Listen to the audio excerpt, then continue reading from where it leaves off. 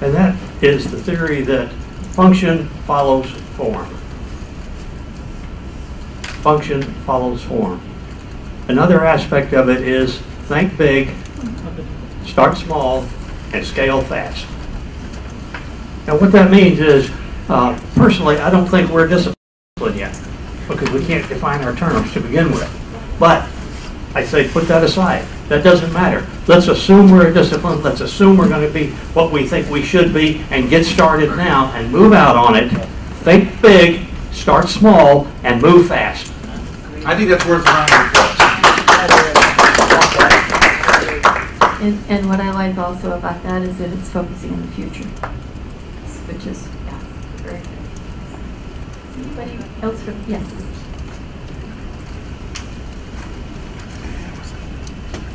I just want to add to the certification and accreditation issue. There has been some efforts for the last couple of years to kind of come up with some sort of accreditation, and a lot of institutions, universities are asking, are there any accreditation? And then the private institution asking, are there certification for training programs? So they're two actually different things. For university programs, they want more of accreditation, and for training, they want certification. And there has been no real body that could, provide these. We don't have, at least here in the U.S., we don't have a national association that could provide accreditation or certification for KM. It would be nice if we had one. We have been discussing this in the International Conference on Knowledge Management for years. And last year, we had a discussion, and I know some of the people who were here were there at that conference. We decided that we will go ahead and form a body that is going to be called the International Council on Knowledge Management. And we agreed that it will be based in Vienna. Now, to my knowledge, I think they went ahead and registered. It's actually being registered as an official organization, and it's going to be based in Vienna. And one of the tasks on the agenda is to come up with some guidelines about certification and accreditation. We have not agreed.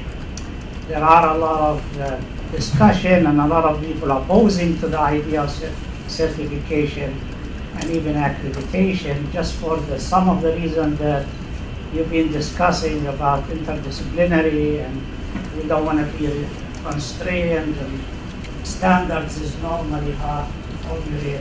But I think there are efforts to come up with something to be able to the question of are we a discipline yet or not. I think we are close to being a discipline. We are not yet there, but we're getting closer, because one of the definitions for discipline is to have a body of knowledge.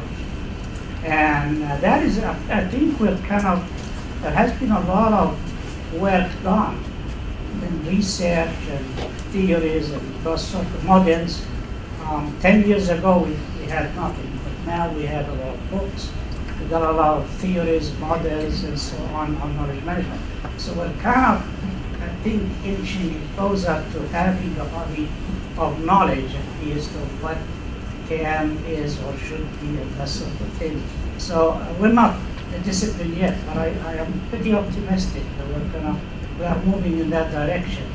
It will take an effort to put a group together, and here it has to be a non-profit group, because one of the things that really set back KM in the last decade or so is that there's a lot of people who came out to take advantage of KM. So there's IT companies that went up selling document management as knowledge management. There's some people who set up training and they just want to make money out of it, regardless what the training is. And the other event that I just want to mention about, when I was in Oklahoma, we started a knowledge, a group called Knowledge and Information Professionals. It's a US based in Oklahoma. And the group is teamed up with the Project Management Institute. And they created something called Knowledge and Project Management Symposium that takes place every year in Tulsa, Oklahoma. And it does provide those continuing education units, but not for knowledge management. The people who ask for them, and they do get them when they attend the conference, are the project management, because the Project Management Institute and the chapters that keeps account of that. So we do need a body similar to the PMI. The Knowledge and Information Professional Group could be a platform. The International Council on Knowledge Management could be a good platform. But we need to kind of work together as a non-profit groups and try to come up with that sort of thing. The key is to stay non-profit and really work toward that body that provides us education.